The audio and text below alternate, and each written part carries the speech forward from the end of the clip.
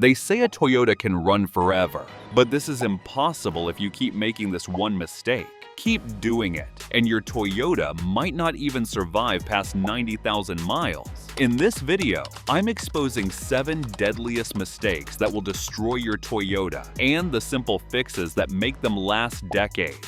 Stick around, because following this schedule could boost your car's resale value, even if it's 25 years old. Let's start with the #1 mistake that shortens your Toyota's life faster than anything else. Mistake number 1. Trusting the 10,000-mile oil change lie. You've probably heard people say, "Oh, you only need to change your oil every 10,000 miles." That little piece of advice has ruined more Toyota engines than anything else. The truth is, that rule was made for perfect driving conditions, long highway runs, no traffic, no short trips, no dusty roads, and no extreme temperatures. But let's be honest, that's not how most of us drive. Between school runs, city traffic, and quick grocery trips, your engine never gets the clean break it needs. At my shop, the Toyotas that come in with ruined engines usually belong to owners who followed that 10,000-mile advice. Engines burning oil, VVTi systems clogged, spark plugs fouled, oil control valves choking, all because the oil change came too late. And those fancy bottles claiming 15,000-mile protection, don't believe them. When your engine goes bad, the oil company won't be there to fix it. You'll just be staring at a $4,000 repair bill wondering what went wrong. For Toyotas, the sweet spot is every 5,000 miles or 6 months, even if you don't drive much. Old oil sitting in your engine collects moisture and turns into sludge, and that can kill an engine faster than anything. Skipping oil changes might seem like saving money now, but it always ends up costing way more later. If you prefer doing it yourself, that's even better. Buy the right oil, tighten things properly, and you'll be good to go. Just don't stretch it to 10,000 miles. Next, let's talk about another everyday habit that quietly wears your car down. Mistake number 2. Skipping on coolant. Most Toyota owners don't realize how important coolant really is until their temperature gauge starts creeping up. Under the hood, you'll see 2 coolant spots. One is the radiator cap, and the other is the plastic coolant reservoir. Now this part's serious. Never open the radiator cap when the engine is hot. That's not just a warning label for fun, it's there to save your skin. Literally. The system builds up pressure, and the coolant inside can reach over 210 degrees Fahrenheit. Twist that cap open too soon, and it can shoot out like a geyser and burn you badly. Instead, always check the coolant level at the plastic reservoir. You'll see lines marked minimum and maximum. As long as the coolant sits between them, you're good. If it's low, top it up, but only with the right type. Toyota uses 2 kinds of coolant, red and pink. Never mix them. Red stays with red. See, pink stays with pink. Mixing them turns the fluid into a sticky mess that can corrode your engine from the inside out. And don't think adding plain water is a clever shortcut. Even if it's distilled, Toyota coolant is pre-mixed for a reason. When you keep watering it down, you're actually lowering its ability to protect your engine. Before long, the cooling system can't handle heat properly, and that means overheating, warped heads, and sometimes even a blown engine. If your coolant keeps dropping, don't just refill and move on. That's your car telling you there's a leak somewhere. Find it, fix it, then refill with the proper Toyota coolant. Mistake number 3. Believing transmission fluid lasts forever. A lot of Toyota owners think transmission fluid never needs changing because somewhere along the line they heard it's a lifetime fluid.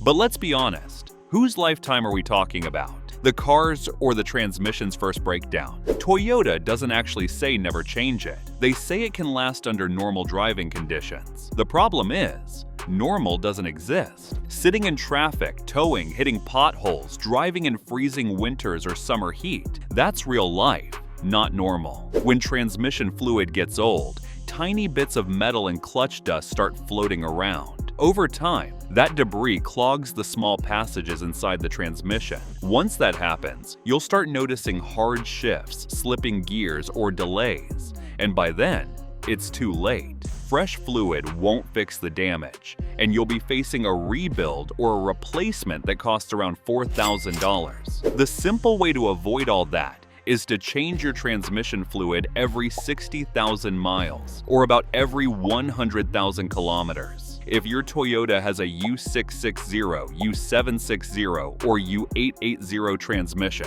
this step is even more important. Skipping it is just asking for trouble. Some newer Toyotas don't come with a dipstick anymore. They're sealed, but that doesn't mean they're maintenance-free. If your car does have a dipstick, check the level when the engine is warm, the car's in park, and it's sitting on level ground. Wipe it clean, reinsert it, then check again. The color tells you everything. Reddish pink means it's healthy. Brownish means it's due for a change. Dark or burnt smelling means you've already got problems brewing. And never top it off with the wrong fluid. CVT, automatic, and dual clutch transmissions all use different formulas. Always check your manual and stick to the exact type your Toyota needs. If you made it this far, then consider liking this video, giving it a thumbs up, and subscribing to my channel. This helps me bring you more honest car advice.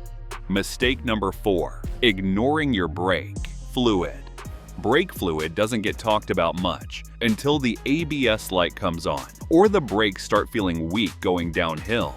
But this little detail is more important than most people realize. Brake fluid works a lot like a sponge. Over time, it absorbs moisture from the air. When too much water gets in, the fluid starts to boil under pressure, especially during hard braking. That's when you get a soft, spongy pedal, longer stopping distances, or even total brake failure. It's not just unsafe, it's expensive.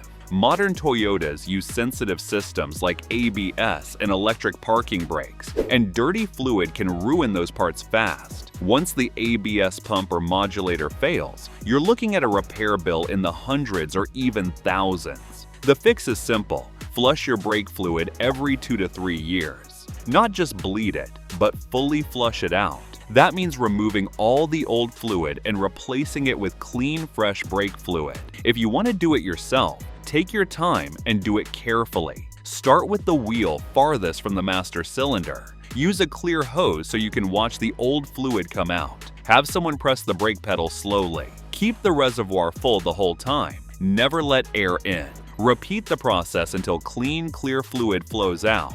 Once you're done, the pedal should feel firm and responsive again. Take a short test drive and make sure everything feels solid. This is one of the cheapest bits of maintenance you can do, but it protects one of the most important systems in your car. Skip it, and you're risking both your safety and your wallet.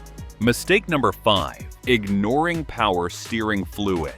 Not every Toyota on the road today needs power steering fluid, and that's because most newer models use electric power steering. No fluid, no leaks, no mess. Simple. But if your Toyota still runs a hydraulic steering system, this part is for you. Pop the hood and look for a small reservoir labeled power steering. You'll notice markings on the side for hot and cold. Always check the level based on your engine's temperature. Now, if the fluid looks low, don't just top it off and call it a day. That's one of the biggest mistakes people make. Low fluid usually means there's a leak somewhere, and leaks only get worse over time. If you ever hear a whining noise while turning the steering wheel, that's your car's way of begging for attention. It means the system's running low or the pump's struggling. Keep driving like that, and you could destroy the power steering pump, which costs anywhere from $500 to $1,000 to replace. So if you notice whining or heavy steering, pull over and check the fluid. Top it up with the correct type for your Toyota, but don't stop there. Keep an eye on it. If it drops again, find the leak and get it fixed before it turns into a bigger problem. Mistake number 6. Forgetting your air filters.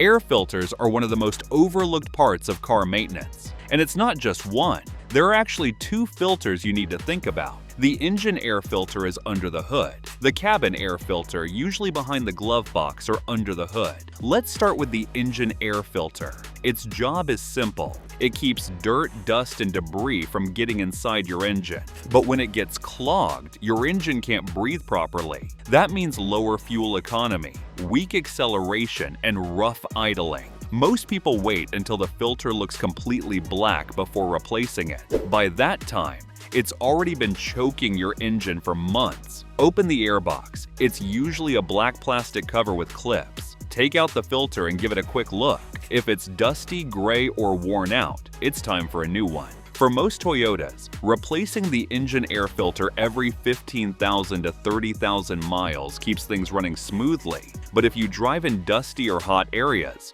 do it sooner.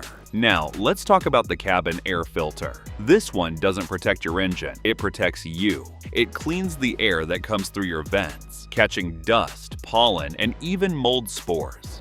If you notice a musty smell when you switch on the fan, that's your cabin filter begging for a change. Replace it once a year for cleaner air and better airflow. It's cheap, it's easy, and you can do it yourself in just a few minutes with the help of a short YouTube tutorial.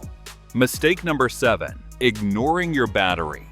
If you're serious about making your Toyota last 300,000 miles, start by paying attention to one part most people completely forget: the battery. That small 12-volt battery under the hood might not look like much, but it's the heartbeat of your Toyota. It powers your starter, lights, sensors, radio, and all the electronics that keep your car running smoothly. When it weakens, everything struggles, and one day, it just won't start. Modern Toyotas rely more than ever on a strong, stable battery. When the voltage drops below 12.4 volts, it's already showing signs of weakness. Grab a simple multimeter and test it once in a while. Ignition off, red to positive, black to negative. If it's low, don't wait until you're stranded in a parking lot. Replace it before it leaves you stuck. Another big mistake people make is ignoring the grime and buildup on top of the battery. That greasy layer you see isn't harmless. It slowly drains power, even when the car is turned off. Put on some gloves, spray the surface with water, and wipe it clean with a microfiber cloth. If you spot white crust on the terminals, that's corrosion. Scrub it away gently with a brush or use a terminal cleaner if needed. A well-maintained battery can easily last up to 10 years, and that's a big deal. Because every time a weak battery struggles to start your car, it puts extra strain on your starter motor, alternator, and wiring, the kind of hidden wear that quietly shortens your car's life. So, if you want your Toyota to go the distance, 300,000 miles and beyond, don't overlook the battery. A few minutes of care every few months can save you hundreds of dollars and keep your car reliable for decades. If you're enjoying this video, consider watching this one, where I've shared 7 things you should never do in an automatic transmission.